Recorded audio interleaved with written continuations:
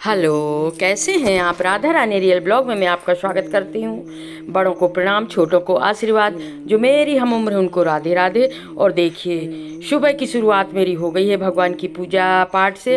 और सुबह में नहा धो के चाय तो पी ली हूँ, चाय पी लेती हूँ जिससे एनर्जी मिले सारे काम के लिए।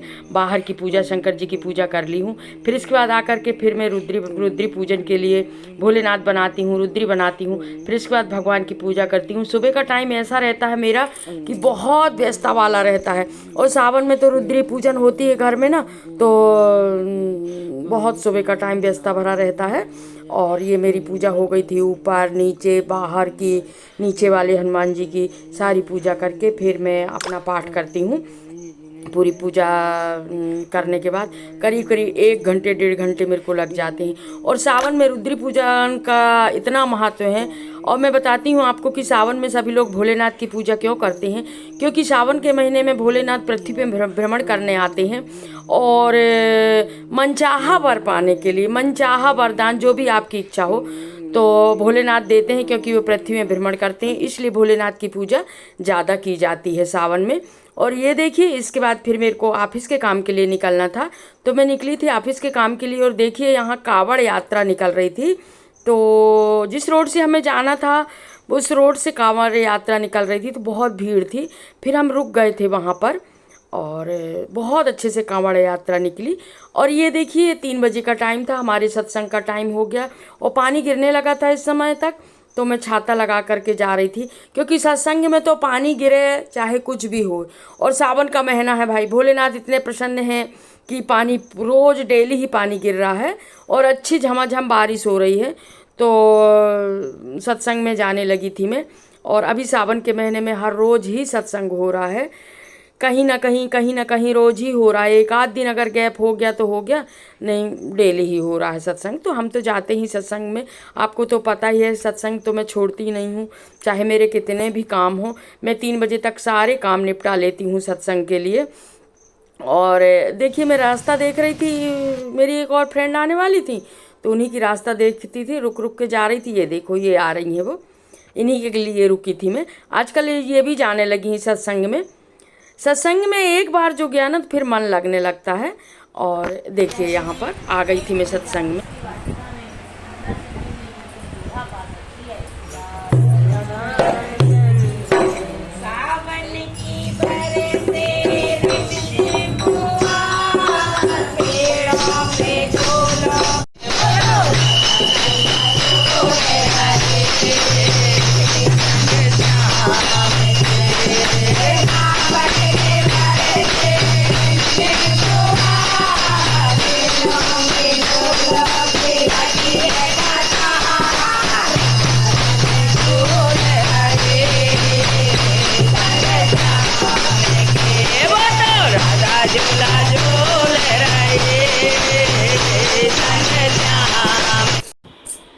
श्री रामचरितमानस में जिसका हम सत्संग करते हैं, उसमें मर्यादा पुरुषोत्तम हमारे श्री राम जी भगवान का पूरा जीवन कैसे उन्होंने अपने प्रारब्ध का, जो होना रहता है प्रारब्ध में वो होता ही है, ये सिखाया गया, ये दिखाया गया है। उसमें हम आम मनुष्य को ये बताया गया है कि जो प्रारब्ध में है, जो सुख दुख हैं, वो भोगने ही पड़ते हैं।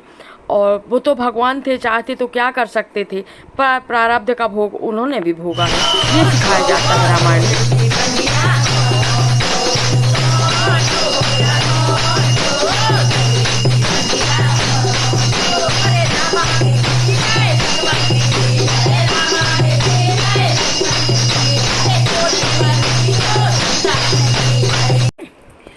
और इसके बाद मैं रामायण से आ गई थी। रामायण के बाद भजन हुए, उस आपने देखा, बहुत आनंद आता है उसमें भी। फिर मुझे, जो मैंने रुद्री पूजन की थी, भोलेनाथ का पूजन की थी, उनको विसर्जित भी करना पड़ता है। सुबह बना के उनकी पूजा करना पड़ता है, फिर उनको विसर्जित भी करना पड़ता है। और ये देखिए, यहाँ 12 ज्योतिर्लिंग हैं, उनके भी दर्शन की मैंने। और फिर शाम को हर हाल में उनको 6 बजे के अंदर ही विसर्जित कर देना चाहिए।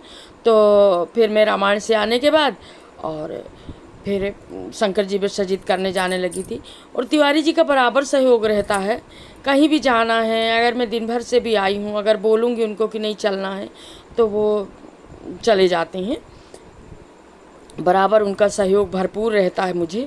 और ये देखिए इतनी भीड़ है आज नर्मदा जी में, क्योंकि सावन सोमवार है और रुद्री पूजन अधिकतर लोग करते हैं, तो शाम को विसर्जित करने आते हैं। कुछ लोग दर्शन करने आते हैं, कुछ लोग नर्मदा जी में ही अभिषेक करते हैं। अभिषेक सुबह दोपहर शाम, एक सुबह होता है, एक दोपहर में होता है और फिर एक शाम को होता है। तो जब जिसको पास जैसा टाइम रहता तो अभिषेक करने आते हैं। और ये देखिए नर्मदा जी में इतना पानी है कि वहाँ बैठ के ऐसा लगता है ऐसी नर्मदा जी बह रही हैं, लगता है बैठे देखते ही रहे करके। और ये देखिए भोलेनाथ को हमको विसर्जन करना है और सुनिए नर्मदा जी की आवाज़।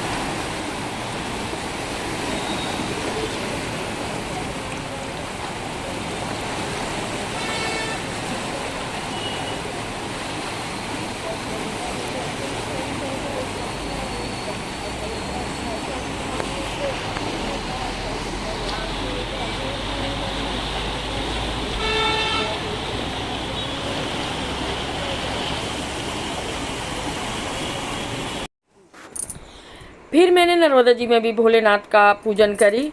और जो मैंने जिनको बोलते हैं हमारे इधर इनको आक आक का पेड़ भी बोलते हैं, अकोना भी बोलते हैं, जो भगवान को बहुत ज़्यादा प्रिय है, उनमें मैं श्री राम जी लिख कर चढ़ाई थी।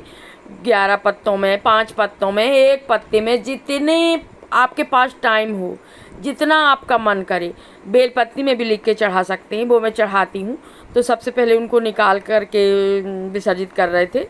और देखिए पानी कितना है नर्मदा जी में, इतना पानी है, ऐसे लगता है जैसे माता बहुत उतावली हो रही हैं बहने के लिए, बिल्कुल कल कल कल कल करती हुई बह रही हैं। बहुत अच्छा लगता है देखने में। और ये देखिए शंकर जी को विसर्जित कर दी थी मैंने। तिवारी जी ने मुझे अंदर नहीं जाने दे रहे थे नर्मदा जी के, बोले कि नहीं पानी ज़्यादा है तुम पीछे ही रहो करके, तो वो खुद ही विसर्जित कर रहे थे। वो जाते हैं साथ में तो तिवारी जी ही विसर्जित करते हैं, नहीं अगर कभी मैं पैदल गई तो फिर मैं ही विसर्जित करती हूँ। और बहुत अच्छा लग रहा था यहाँ नर्मदा जी का बहाव देख करके। अभी तो घाट प्राय बहुत ऊपर से नहीं जाने देते इधर, पर आज तो सारे घाट खुले थे। पानी पहले की अपेक्षा नॉर्मल हो गया है, पर मैया जी खूब अच्छे से बह रही हैं। और इसके बाद फिर वहाँ मेरी बहन और भतीजी दोनों मिल गई थी नर्मदा जी में, तो वहाँ बैठ गए थे हम, उन लोगों के साथ बातें कर रहे थे और बहुत देर बैठे रहे। करीब 7 बज गया था हमको नर्मदा जी में। और यहीं तक का था मेरा वीडियो। मेरे वीडियो को लाइक शेयर सब्सक्राइब ज़रूर कीजिएगा, बेल आइकन ज़रूर प्रेस कीजिएगा। जब भी कोई नया वीडियो डालूँ तो नोटिफिकेशन आपको मिले। और हर